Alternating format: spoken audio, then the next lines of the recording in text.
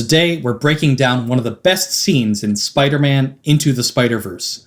The reveal of Olivia, Stay tuned.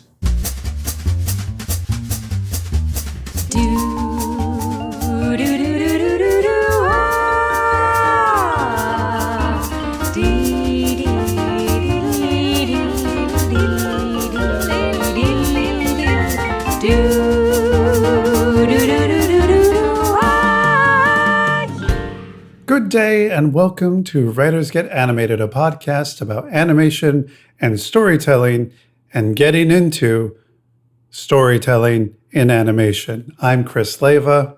And I'm Mackenzie Worrell. And today we are doing a breakdown. This is where we English major the crap out of something very specific.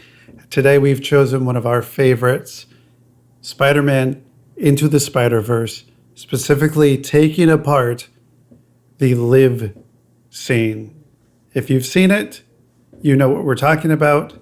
If you haven't seen it, please don't listen to this yet. Go and watch it, and then come back and listen to this. Also, it's getting on 2 years old. Like, the boat has not sailed yet, but you got to get on it. I know that there are probably some of you who are a little bit like me, who are like, that thing's popular, and I don't really trust it. I've been burnt too many times by things that are supposedly popular, and I'm not going to watch it just because everyone else is watching it. Watch it. Just do yourself a favor. Watch it if you haven't. It's just one of the best films ever made, period. Not animated, not Spider-Man, just best films. And it's getting a sequel. Yeah, that is true. That is coming 2022, so you still got some time. I don't know if they've delayed it again with the year of 2020 being a blip or not. So hopefully 2022 at the earliest. We'll put it that way. So, Mackenzie, you wanted specifically to talk about this scene about Liv.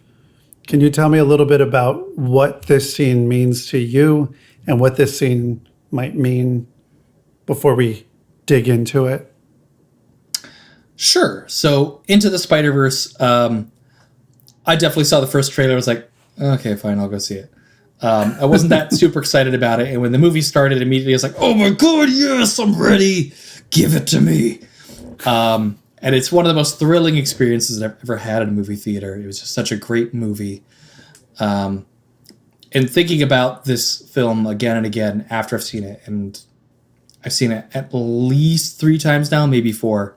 I think after the first night that I watched it, like I kept thinking about the live scene when they're in the Hudson Valley, kind of from when they get to the Hudson Valley until when they leave the Hudson Valley, with the autumn leaves and the Acromax, whatever the name of the chemical plant is. I forget the name of the fake company in it. But then the fake company. All that. I kept thinking about that scene. There's a lot that's valuable and worth breaking down in this movie, and how they do it from an animation standpoint to a storytelling standpoint to just a pop culture standpoint, and what those things mean. And there are moments that I think are really strong and stick in my mind, like Uncle Aaron putting down Miles and backing away right before he's, again, spoilers, because this whole thing is a spoiler, right before he's shot. I think that's a very powerful moment. But I think everything for like 15 minutes in this live scene is just perfect. There's not a thing I would change. They do so many things that are beyond anything I would have thought of, that are good and great and satisfying, and everything is operating on multiple levels all the time, and it is original in a way that is surprising but also not surprising at the same time. It fulfills expectations and subverts them, sometimes within the same moment. Yeah, exactly. It's I think all the marketing around this movie was so brilliant. It didn't give you too much of the story. And definitely there were moments in this scene where I was like ready to jump up in the movie theater and shout like, yes! It was just such well done storytelling. And it's still a thrill to rewatch even for the third or fourth time and take notes for this episode of our podcast. I, in fact, sat down and was like, I can rewatch just this scene, or I can just rewatch the whole movie because I love it. So I rewatched the whole movie. Oh, you did? Yeah. Okay, well, I went a little bit differently. I found Liv moments throughout. I found her first appearance and then went through.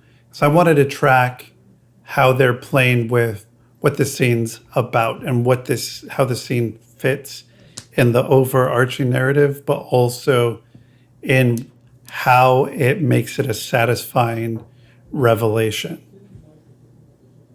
So I did a little bit differently than you. I think my son Jack was a little bit upset that I didn't continue with the movie, that I just stopped.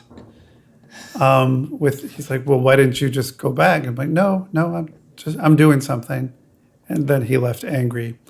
And then later on in the evening, my wife got annoyed because I would play for a couple seconds, pause, play for a couple seconds, pause, play for a couple seconds, pause, rewind, pause. It was really digging in. It's the burden of being a podcaster. Yes, we have a hard life.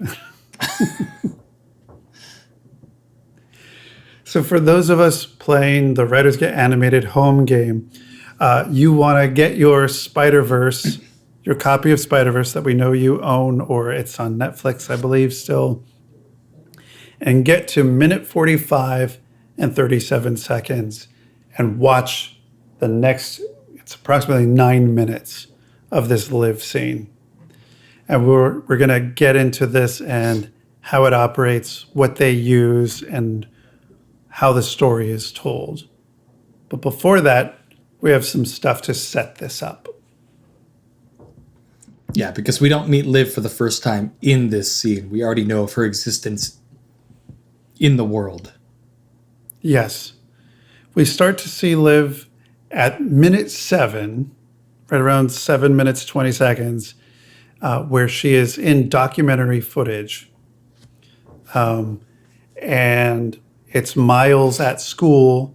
He's just had a really rough day.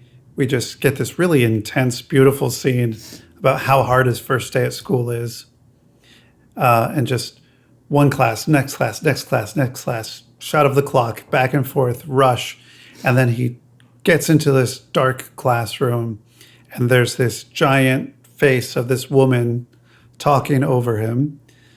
And he covers up. We get to see the doctor's name, in the lower third title of the documentary. We see Olivia, and Miles is standing in front of her last name, which is so clever to do. Like, it's right there.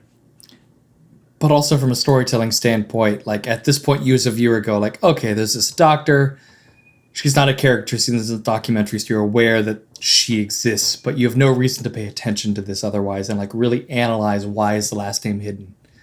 It won't even register as a thing that is hidden to you as a viewer seeing it for the first time. Right. I didn't even remember that she was really in the movie until during that moment. I've seen it a few times, and it wasn't until recently that I was like, wait a minute, her last name's hidden. Like, they did it. They did it right there. And the whole scene sets up, she said there could be other possibilities. There could be a version of myself that wears leather pants in another universe. She's just getting this whole concept of there are other universes and there are other versions of you that could be out there. And so from the scene, just this little introductory bit in the documentary, what are your takeaways of her as a character? For our Columbus listeners, she would live in Clintonville. She's really Yeah. she's really crunchy. Granola-y, like big hair. She feels like somebody who's earthy. She feels more like for our animation comic book listeners, she feels more like a Pamela Isley, before she transforms into Poison Ivy, kind of feeling that we get from her. Just big hair, natural, but cool enough to have purple dyed hair, in there. But she's letting her hair just go. She has no time to really take care of the hair. I loved her look and her voice because immediately it sounds like, yes, that is a real university science professor and how they exist in the real world. And not like this comic book, like tight ponytail, like really put together, organized person, because most science university professors, for better or for worse, are not like that. And so I guess for me, it was like, yes, a real professor at last, what we need in these movies. Yeah, I would I would agree with that, definitely. Is there anything else that you got from that little nugget of introduction that we forget about? It was just nice to know that she had essentially street cred in the science world, in this world of Spider-Verse. She's not just a random scientist you meet later. Like, she is known and has theories that are respected enough to be taught in a magnet high school. And she is, like, if this world has like a Werner Herzog, like, those documentarians know her. Like, she's their go-to, like, Science Channel expert on parallel dimensions for whatever crazy show they're doing. But it's also that even the students are really not interested in her. So it's just this really boring thing. No one is second guessing that she would exist in this documentary of, oh my gosh, she's this person that we should pay attention to. Everyone is just half asleep. It's just a terrible, boring documentary that you'd be forced to watch as a student. So everything about the scene is telling you not to pay attention to her. Mm-hmm. But also that she's important, which is strange. It's like telling you two things at once. Yeah, for your second viewing, she's important. Yeah, sure. I mean, there are clues that she's important. I mean, the size of the screen, the fact that she's there behind Miles. I mean, the fact that she's explaining the whole possibility of parallel universes, and if at least you've watched the trailer, you sort of know what this movie's about. So you see that she's a important figure, possibly in some way. But you don't see a connection yet. Mm-hmm. So and what else? Go ahead. I was going to say we don't really see her again until later. You're right. Much later. Much later. As we said, the 45-minute mark. That's when we start. That's not even when we see her. That's where we start this sequence of 9 minutes of getting the information from the lab. And before this, you could say that it sort of starts, sort of, in the scene of two Spider-Men chatting at the diner together. We get Peter B. Parker and Miles at a restaurant talking through what's going on and his life and what's going to happen. And then they go off to the Hudson Valley and subvert certain expectations of Miles, what it means to be Spider-Man, and our expectations of who Peter Parker is at the same time. That's true. A lot of the first half of this movie is just really a tango with your expectations of what's going to happen and who these characters are. And also, we have a Peter Parker that is both heroic and the Spider-Man we know, but also down on his luck and sorry and sorrowful in a way that we've never seen Peter Parker. Because it's almost like romantic comedy depressed Peter Parker and not like a dark and gritty Peter Parker that you would get if it were a DC movie. So he's a little chubby, gained a few pounds, paunchy, Just everyone's quarantine mood. Yeah, he's quarantined Spider-Man. Like he would definitely, this would be his time to shine. You took me out of the year 2020.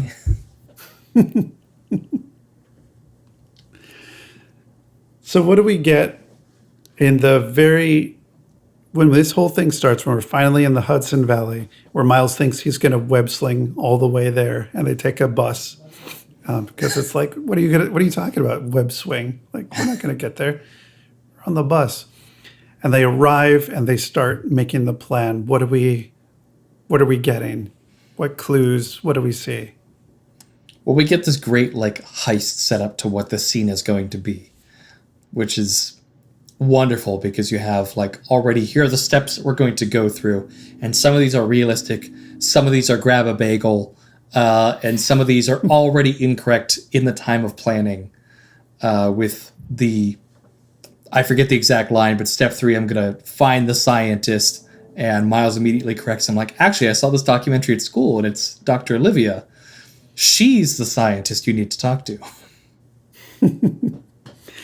Yeah, it's great because it gives you the answer to what you're going to have to do as an audience right at that moment in the plan. In step 2 of the plan, he says, I find the head scientist, and we see a man with a bowl cut and glasses sitting at a computer, and the Spider-Man in the vision is looking at him until, this is the one thing I love, Miles corrects and says, she's there, and the question marks come out of the Spider-Man's head, and he looks over at the female doctor. It's like, no, actually that's her. It's like, oh. And then he says, step 3, I re-examine my personal biases.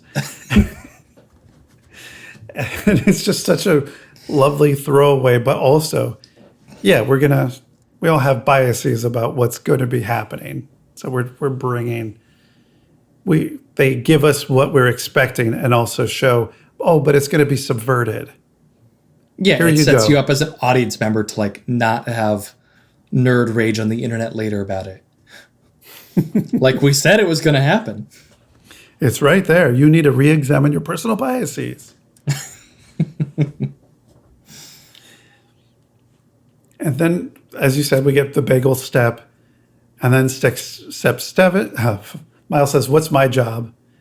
And Peter says, step 7, you stay here, you're the lookout. Very important job. That's it. That's what you're not even being a part of this. Yeah. Step 1, I infiltrate the lab. 2, find the head scientist's computer. That lady with the bike is the head scientist. I saw her in this documentary at school. Cool. Step 3, I re-examine my personal biases. Step 4, I hack the computer. It's not technically hacking. Kind of. Hold on, I just lost my train of thought. Step 5, download the important stuff. I'll know it when I see it. Step 6, I grab a bagel from the cafeteria and run. So what am I doing? Step 7, you stay here. Your lookout. Very important. Look, man, you gotta teach me how to do Spider-Man stuff, or I'm not gonna be able to help. All right. Ugh. Watch and learn, kid. I'll quiz you later. And this plan really gives you everything this scene does in so many ways, because ultimately this whole scene is the first lesson for Miles of how to be Spider-Man, which you are set up at the beginning of step 7 to not expect. Kid, it's not going to happen right now. And kind of the end of the scene is ultimately hey, we're doing this together. It's our first lesson. It also gives you, they're going to find the scientist and re-examine our personal biases. Telling you almost verbatim there's going to be a twist reveal. And we still don't see it coming. It's magic.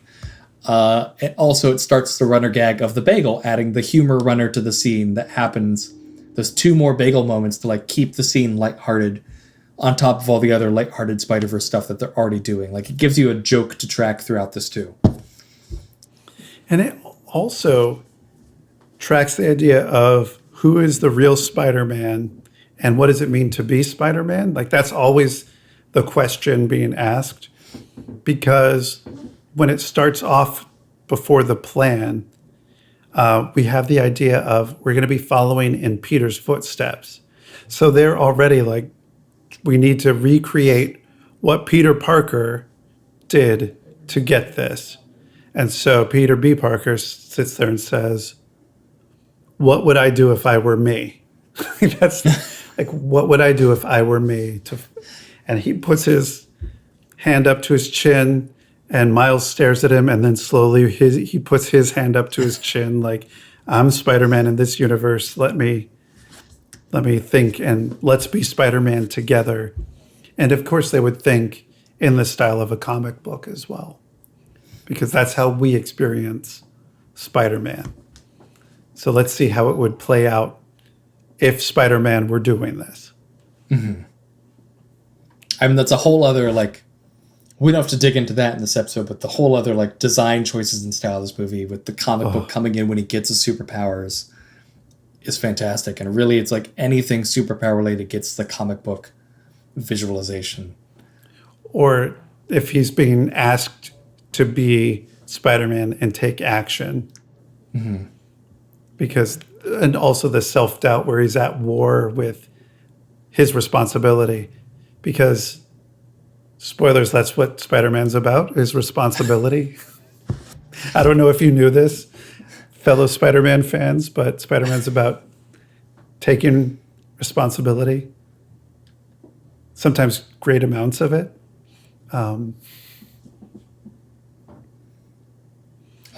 So this movie's so great. It's all right there. It's right there. And the lovely part about it is, so we start the plan, and then a minute later, the plan just breaks. It blows up. It's over. Like, the plan just is, we're done.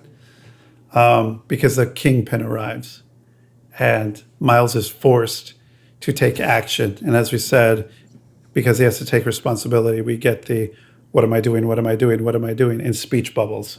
What am I doing? What am I doing? What am I doing? And he has to go. And it's an interesting tonal shift from what we just experienced to what's taking place now.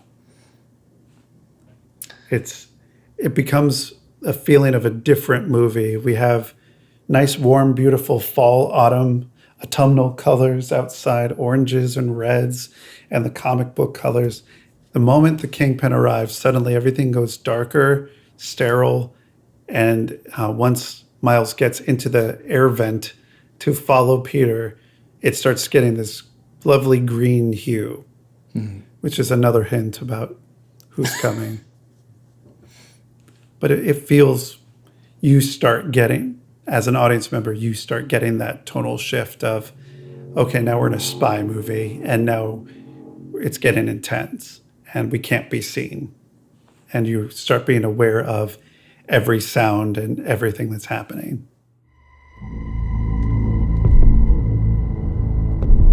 Kingpin. I love the little, like, observed conversation they have when they're in the air vents. What am I doing? What am I doing? What am I doing? What am I doing? I mean, it's a spy movie trope of, like, they're eavesdropping on the conversation that Kingpin and Liv are having.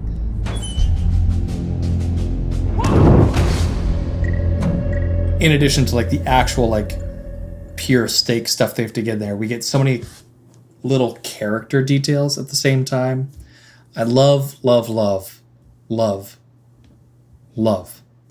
when they're looking down at the conversation, like, the first thing you see is Liv sitting down at her computer on this medicine ball instead of an actual desk chair. Like, this tells you everything about who she is. She cares about posture. She wants to stay fit. She's a little, like, crunchy granola, doesn't want to have a real chair at her supervillain desk job.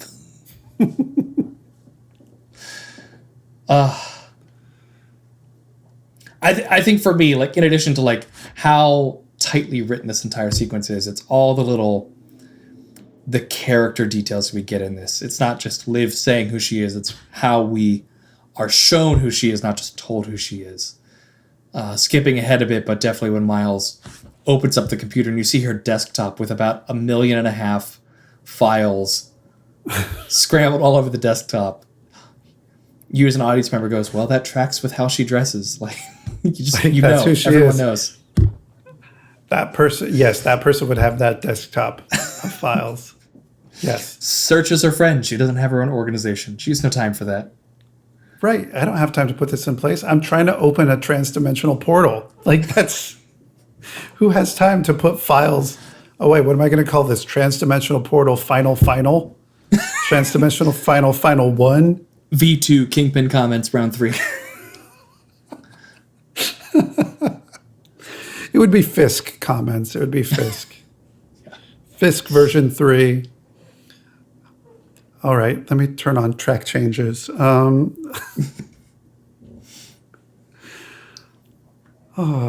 is he a Sharpie kind of guy? I get the feeling like he would print it out and hand deliver it to her. Yeah, I don't think he reads his email. Someone prints it for him. Yeah.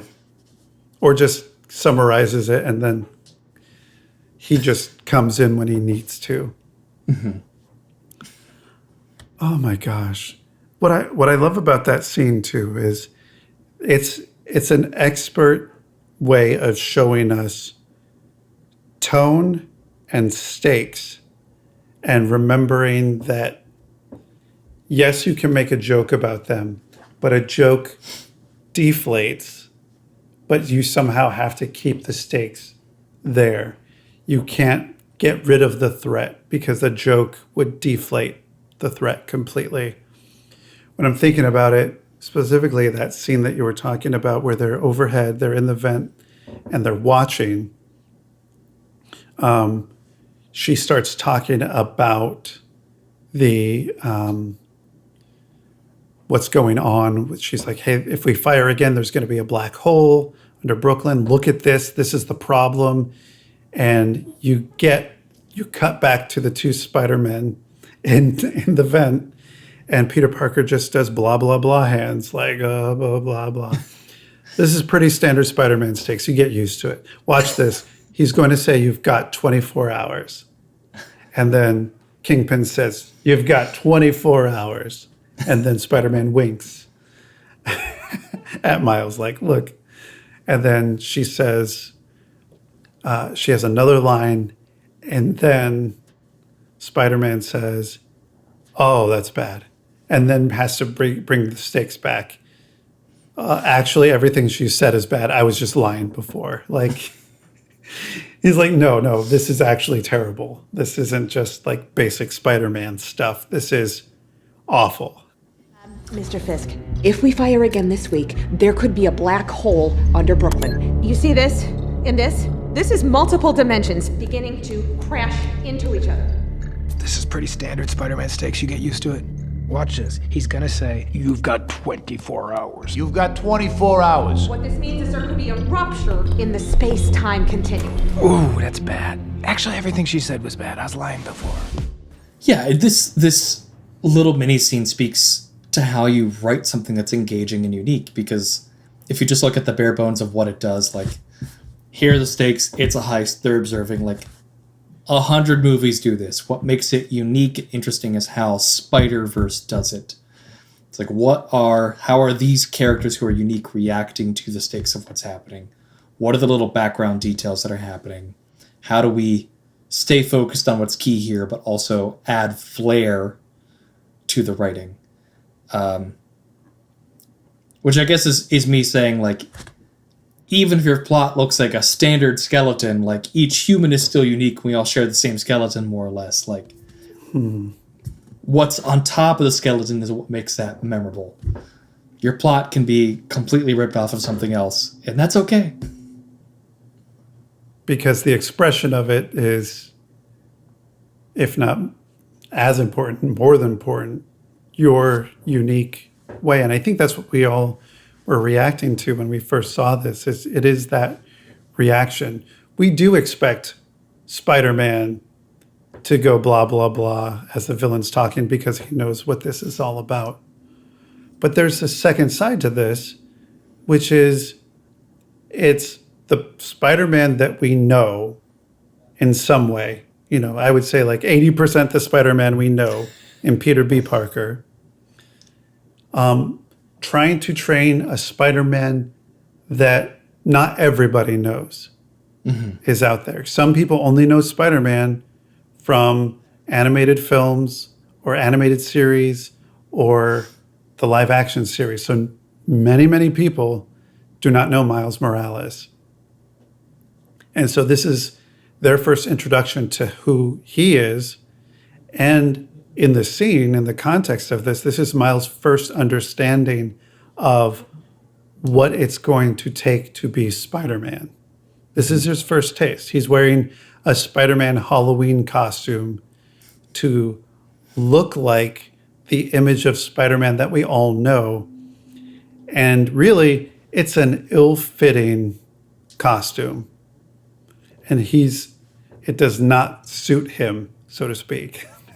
He's going to have to find something that does suit him, his own version of being Spider-Man that he has to find. And right now, playing the same way as Peter Parker isn't going to get him through. Mm-hmm. And it's all there visually. It is.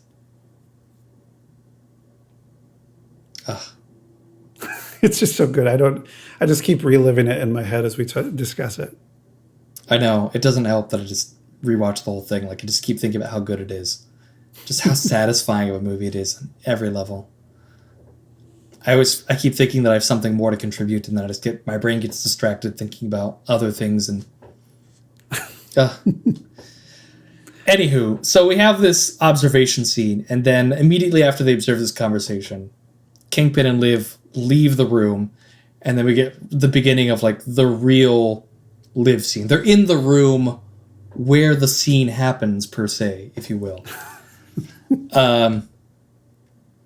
So Peter and Miles come down and they do some light spy work in the lab. Do we get anything new and interesting out of this? Well, we get two things.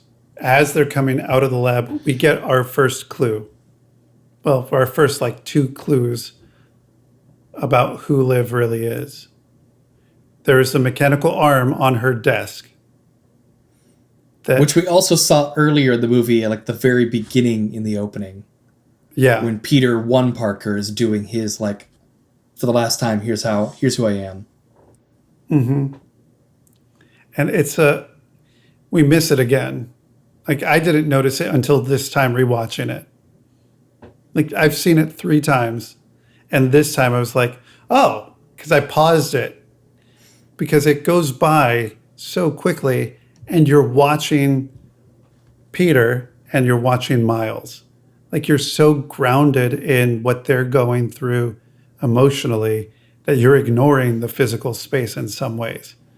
There's octagonal lights. So yeah, 8, something with 8 sides to it is in here. So it's starting to work with it there. And then Miles has his typical Miles problem, which he gets stuck. He can't release and let go. So Spider-Man's not just about climbing walls. It's about being able to leave walls and being able to let go and take that adventure on. And one of my favorite shots is he's shaking up there. The whole light's shaking. And it's like, oh my God, you're going to get found out. And you cut to the hallway where Kingpin and Liv are talking out in the hallway. Like, I just need more time. I just, I do want to do this. And you just see in silhouette the light shaking, Miles just stuck to it, and Peter Parker just shouting from below at the desk, like, come on, like, you have to relax. How do you relax? And he does his singing.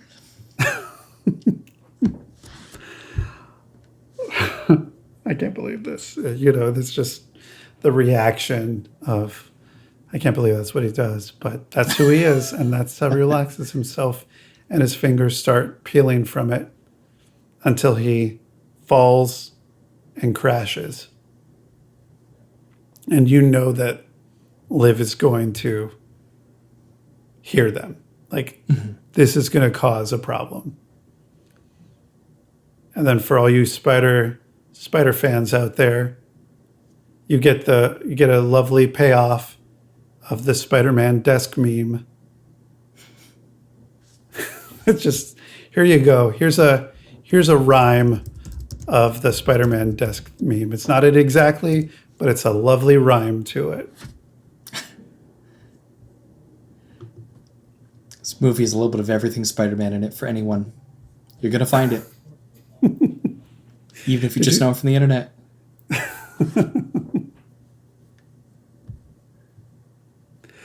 And then we get our first sense, because up until now, Liv seems like, I hope we're not being derogatory by saying a crunchy granola person. I mean that with love, because I have many of those folk in my life sphere. I would consider myself a crunchy granola person, so I'm identifying with them. Yeah, my wife eats granola. So she, for the first time, Liv seems dangerous. They do this shot of her. She hears the crash. They zoom into her face, and the look on her face, the first time we get an idea of, this is a villain. We keep thinking that she's a good-hearted, nice, friendly scientist who maybe is in over her head, who said yes to the Kingpin. You know the ones that, the villain is this bad guy, and they're just a scientist who got caught trying to do the right thing, and they got taken. There are any number of movies like that where I didn't want to do this, and it got corrupted, and the person funding it is actually this villain. Yeah, you're Mr. Smithers' character. Yeah, I didn't want to do this. I didn't want this for me. But then you get this idea of oh, wait. Wait a minute. Who is she? She keeps claiming that's her reactor. She's taking ownership over it. So she must know what it's about, kind of. And now she gets this look. And now we move into where the danger really builds. But before that, we get a nice play around with Miles disappearing, where he has a brand new power, where we get to see him, his fight or flight response. This is what's special about him. He has a camouflage power.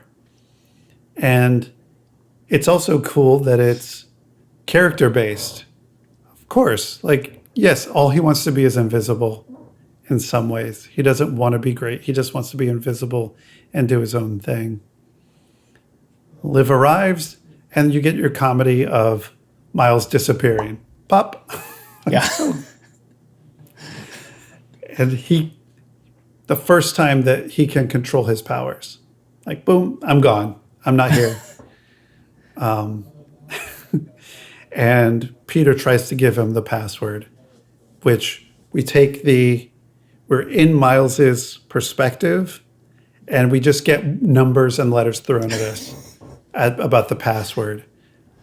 I don't know about you, but I got stressed trying to remember it. Oh yeah, I had some PTSD flashbacks there, because it's not like a standard movie password. Like, the password is his ex-wife's name 23. It's at least 16 digits long of numbers and letters. $35. Yeah, it's all in there. You're like, oh my, it's a password. It is a password. And then we have Peter says he's going to turn on the charm. He's going to try to charm her, because I guess that's his personal bias. It's a woman, so he's going to be all Spider-Man and charm her. And Liv's demeanor changes. And we start our other, again, it's subverting the expectation that we just had. She's dangerous. Oh, no. She's a friendly doctor. She's probably just misunderstood. She says, but Spider-Man, like, you're supposed to be dead. She pulls up the mask right away, like, who are you actually? And Well, see, I love that because you can see it. If you as an audience member would believe, like, she's just a crunchy granola scientist, that's it. Like, that would be her reaction. Like, you're supposed to be dead. What's going on? Are you real? You're not faking. You have the same face. That's weird. But if you look at it from her perspective as a villain who suspects that perhaps another Spider-Man came in from another dimension, and you look at her as knowing that right away, you can see she's operating on another level of getting exactly what she wants constantly. She lifts up the mask to double check and, like, see who it is. Like, aha, yes, this is you. I've made sure that you're a threat right away. And then also forces him into the chair, basically, that she knows is going to be there. So she's always immediately getting what she wants in this scene by pretending she wants something else from him. Mm-hmm.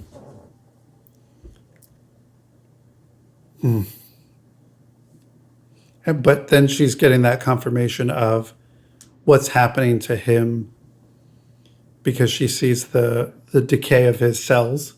Mm-hmm. She sees that happening and she says, but you've been glitching, right? Which is the big danger. So we see some stakes for Peter B. Parker to start getting dangerous for him personally. And he tries to put on a friendly Spider-Man face. I just love that goofy smile. He's like, what glitching? What are you talking about? I don't know what you're talking about. And it's obviously this painful thing happening to his body. And then the music changes. And you get like the villain one note, like string intensifying, building tension song going on. She says, you're going to disintegrate if you stay here. Do you know how painful that's going to be? And you're just like, wait, something's happening here. And then the line, and I, for one, can't wait to watch. Silence. It's this nice moment to breathe that in DuckTales would be the, wait, what? Thank you for bringing that in, because that's exactly what it is. Oh, it's a Spider-Man. Wait, what? And then what did you say your name was? Dr. Olivia Octavius. Stands up. We see her legs. Lab coat drops to the ground. Then cut to her back, and there they are. 4 beautiful robotic arms. Soft robotics, because it's a different universe. Yeah, I love that this was not just a female take on Doc Ock, but that it was a unique interpretation with like the soft robotics arms. And after those tentacles come out, we cut back to the front of her, and she switches her glasses with one of her tentacles, and the glasses turn green, and you're like, oh, there's no second guessing. That is Doc Ock. What did you say your name was? Dr. Olivia Octavius.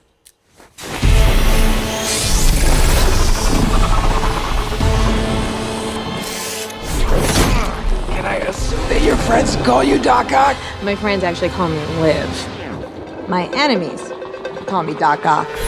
It's just such a dumb joke. It's classic Spider-Man Doc Ock banter. It's like, haha, you think you're clever, Spider-Man. You're not my friend. It's like not getting the joke whatsoever. Fantastic. And then Spider-Man's like, get out. I got this handled. This is Spider-Man Doc Ock stuff, and you're not Spider-Man yet. Just go. Mm-hmm. And we get a really cartoony fight as they start the escape. We have an invisible Miles running out with a computer and monitor. And we have Peter B. Parker hitting walls, every glass wall. Like, I got this handled. I got it handled, buddy. I got it. Don't worry about this. Don't worry about me, essentially. And then we meet Gwen here. She's trying to do her own break-in. I don't know if she's an intern there, or I can't remember if she's an intern. Was she interning there? I don't think so, but my interpretation of this watching is she's, of course, seen the documentary at the beginning that was in the class that she and Miles shared at the high school. And so she has seen Liv's name from before Miles walked in and obscured the last name. So I assume she was there. She's like, that's who Doc Ock is in this dimension. I have to go here to take the thing and get the goober. Mm-hmm. And get it taken care of. And I love one little banter that I got from another rewatching, which was Peter just like still trying to talk to Miles. Like, okay, this is a little bad. And then Liv says, "You're chatty." I just love her. Yes. You're chatty. It's just, she has no idea that Miles is there. So it's just to her. The dead Spider-Man, the Chris Pine voice Spider-Man, in addition, is just like this noble, angelic hero. And then you have, I think, Jake Johnson. Yes. Doing this Spider-Man. So in addition to just like, talking to the invisible Miles and having a lot of chattiness, it's also just, he strikes you as the chattier, bantier Spider-Man that you have in a fight, whereas other Spider-Man might be more like quiet and like heroic in a fight and not like try to have a conversation with his enemies. And I do love this scene because it's all out wildness with the arms. Like, this is a really dangerous version of Doc Ock. Like, the arms are everywhere. You start to see that it's not just a little mechanical thing. It's, well, one is doing, you have to watch all four of them, because two may be moving her around, and then two are going to be after you. You can't second guess. And most of the shots are on the arms and not on her. So she has the distance to get you. We do get one lovely moment of comedy. I mean, we've had comedy throughout, but we get another moment of levity, which is, let me tell you the good news. We don't need the monitor. He chucks the monitor away. Like, look, this is good. And then he immediately gets hit with another arm. And now we know that this is going to be an even rougher fight because of how they're getting away. And she's just constantly they do see these really great shots where you see the distance away, but you get the perspective of how close those tentacles are. So they're either right up to the screen or they're far, so you can see how long they are in terms of in distance. It's really impressive. I did hear when they were animating it, they had to do it each arm in a different color so they could identify which arm was which, because it was just arms flailing. So they had to know, is this the top left one? Is this the bottom right one? Like, they had while they were animating, it had to be different colors.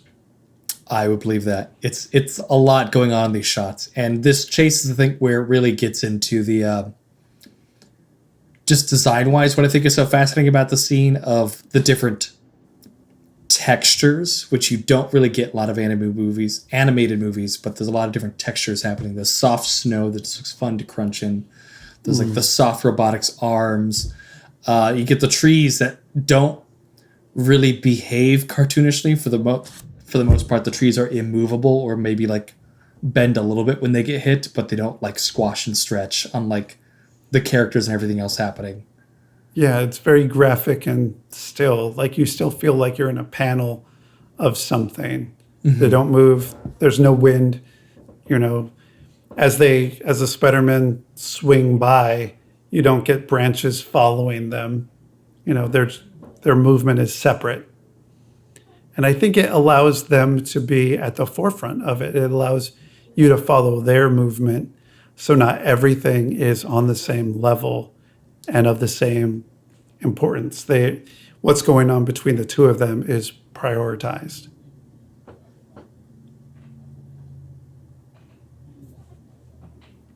So what else do we want to say as this wraps up? Is there anything else that we get that marks this as a final moment, or that tells us that this sequence is coming toward its end? I think, of course, to get away from Liv and that kind of bookends that, but Liv wasn't in the beginning of the scene. It's how you like bookend this scene for our main characters is, of course, that they are thwipping, and Miles gets his first real lesson as Spider-Man from Peter B. Parker as they're escaping with the monitor between them, firing their web slingers like in unison and swinging from tree to tree. It's just like this nice father-son mentor moment that you were told at the beginning you were not going to get. And then you ultimately do get that because everything went wrong. And the nice moment that I really enjoy is that they do introduce Spider-Gwen here right away. And it's just like this, rather than like drawing out this logic leap of like, if Doc Ock can be a woman, why can't Spider-Man be a woman? You instead just get right away like, oh, yes, and here's a female Spider-Man. Spider-Person. Mm-hmm. I don't think she goes by Spider-Gwen. She goes by Spider-Woman. Spider-Woman, yep. Mm-hmm.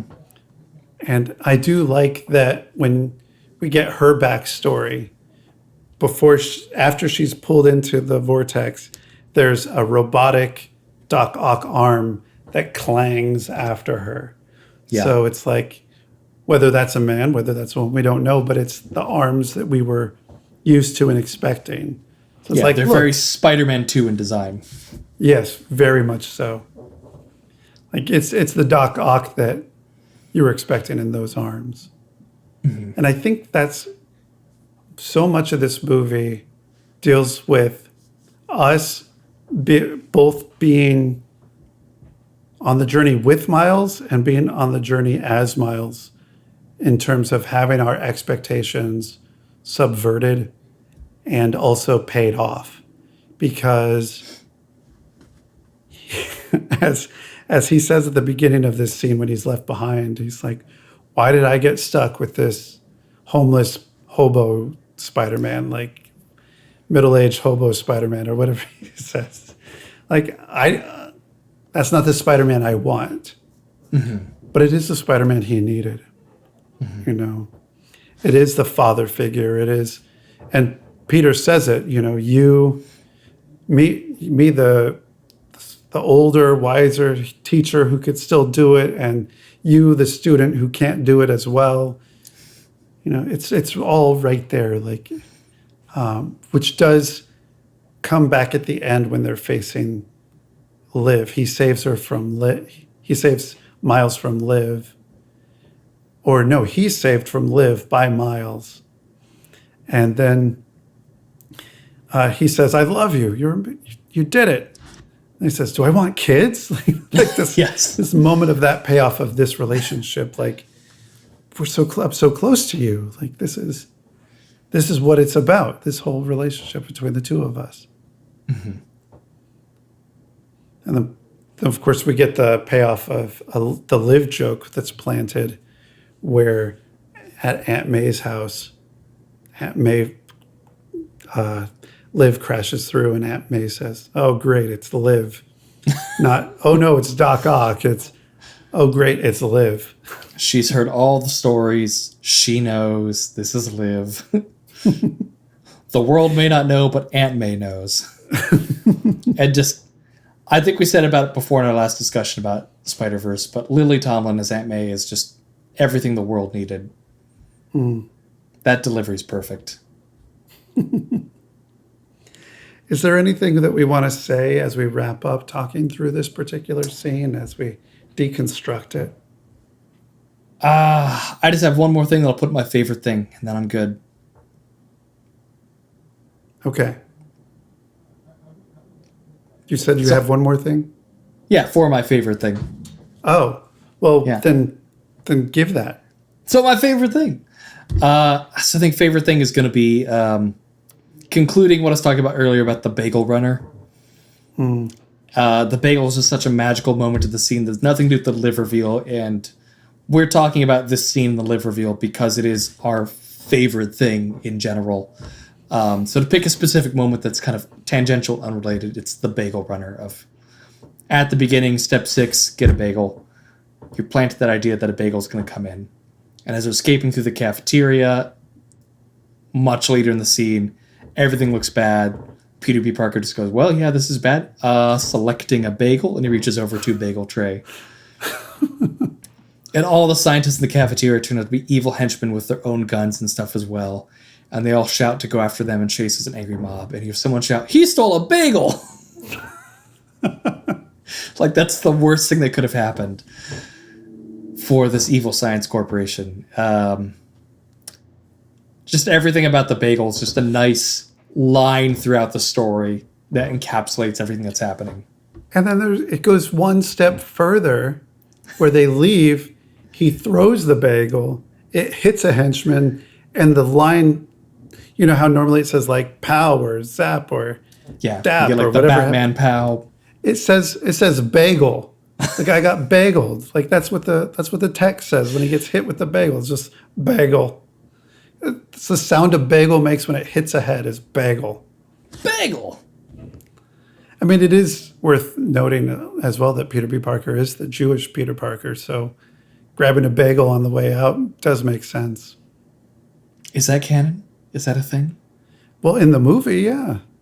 They show him getting married to Mary Jane, and they have the glass. Stumps on the glass. Stumps on the glass. You are correct. I forgot about that. And I just watched the whole thing, and you didn't. That stuck with you. It did stick with me, because I was like, that's different. It's different. It's cool. So what was your favorite thing, Chris? I feel like there's so much. I think for me, it's just the delivery of all the really important throwaway lines. Like everything is a throwaway line to Jake Johnson. And I love that because it is just, it brings the stakes, but it also undercuts it. So let's undercut the undercut. Let's talk through, like, this is just standard stuff. No, this is really bad. This is probably the worst thing that can happen. Just that kind of throwaway thing is just my favorite. I just love that. And the fact that it's a double undercut, it just, chef's kiss. That's just wonderful. Well, now that we have English majored the crap out of these 9 minutes of Spider-Verse, shall we talk homework time? Yes, let's.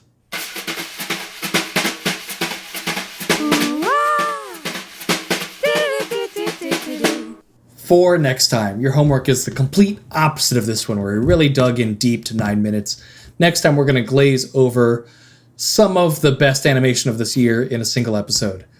We're going to talk about the Emmy nominations for animated program and short form animation.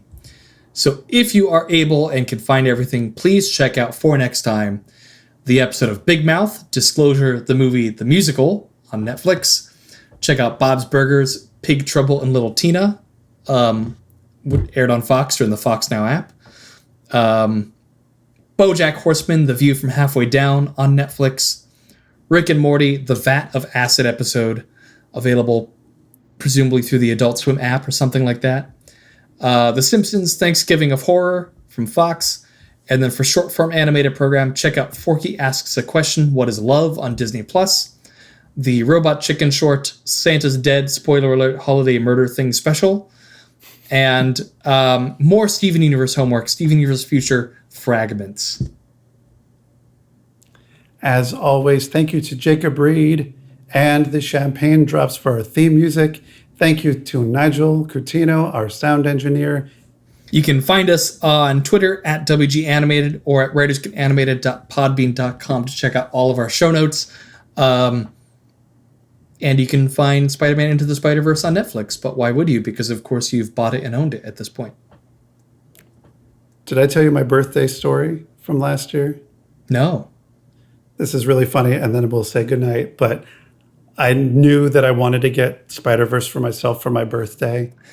But I also knew that my TV was substandard for watching Spider-Man Into the Spider-Verse. So a week before my birthday, I bought myself a new TV specifically so I could watch Spider-Verse when I bought it for my birthday. Well done. Have not looked back.